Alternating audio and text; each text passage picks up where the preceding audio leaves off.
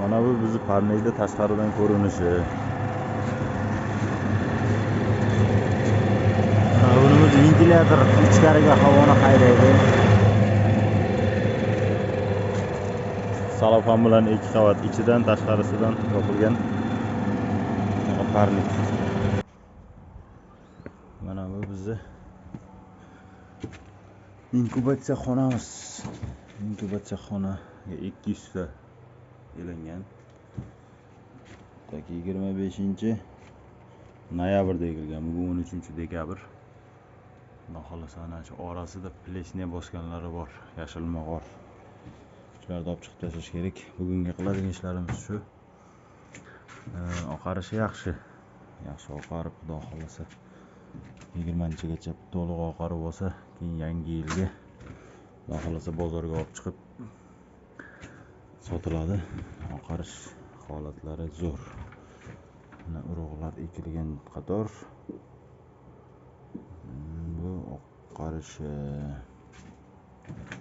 orasida bor. Yo'q emas. Orasida bor. Mana shunaqa plesniya bosgan yashil mog'or.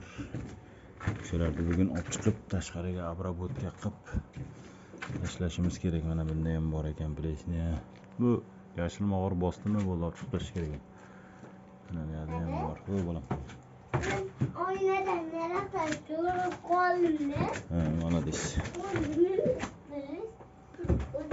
Shunaqa, mana bunda ham plesniya bor.